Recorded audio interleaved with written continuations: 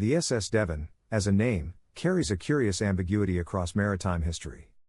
There was the SS Devonian, a 10,000-ton cargo liner built in 1900 by Harland and Wolff, which survived fires in Boston and rescued sailors from burning ships before being sunk by a U-boat in 1917. And then there was the Federal Steam Navigation Company's SS Devon, a 5,489-ton vessel launched in 1896 that transported New Zealand troops to the Boer War before wrecking off Wellington in 1913. But the ship that holds a truly singular and tragic place in history is not the SS Devon at all.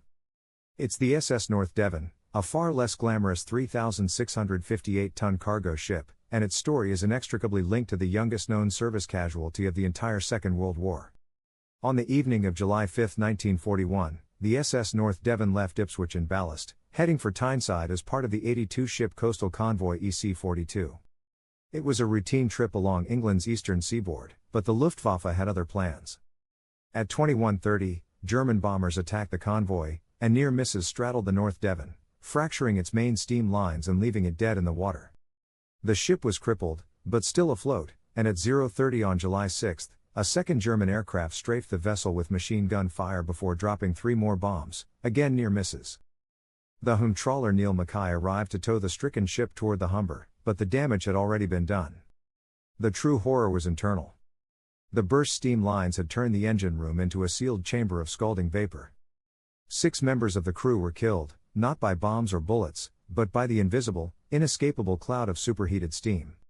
Among them was a cabin boy named Reginald Earnshaw. He was just 14 years and 152 days old. He had lied about his age, claiming to be 15, in order to join the Merchant Navy just 5 months earlier. His body was found in the engineer's alleyway, a grim testament to the unglamorous and often overlooked dangers of life on a merchant ship. For decades, Reginald's story was a footnote.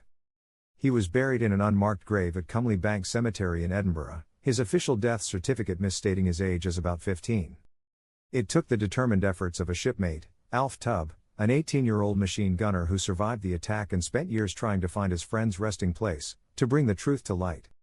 Tubb's research, combined with the efforts of amateur historians, eventually led to the Commonwealth War Graves Commission confirming Earnshaw's true age in 2010. He was officially recognized as the youngest known British service casualty of World War II, a distinction previously held by another merchant seaman, Raymond Steed, who was 14 years and 207 days old. The sinking of the SS North Devon is a story not of dramatic battles, but of the quiet, grinding sacrifice of the merchant navy. These were the unsung lifelines of the island nation, and their losses were staggering. Around 34,000 British merchant seamen were killed during the war. In the end, the ship's legacy is not found in a grand naval engagement, but in the unmarked grave of a boy who lied about his age to serve, a story that only came to light because an old shipmate refused to let him be forgotten. Subscribe to War Machiner and share this if you value history that goes deeper. The war infused a stark backdrop to Reginald's short life, an era where childhood innocence often collided tragically with the harsh realities of conflict.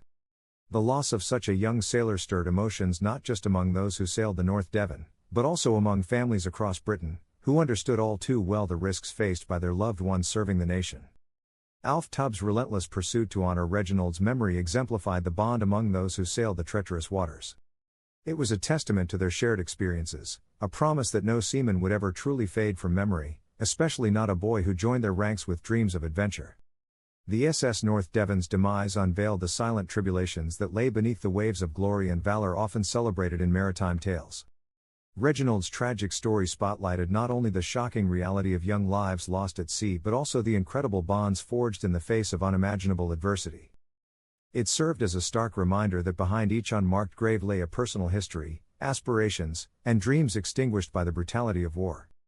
As years passed, those invested in Reginald's legacy worked tirelessly, their efforts illuminating the often overlooked sacrifices made by the merchant navy.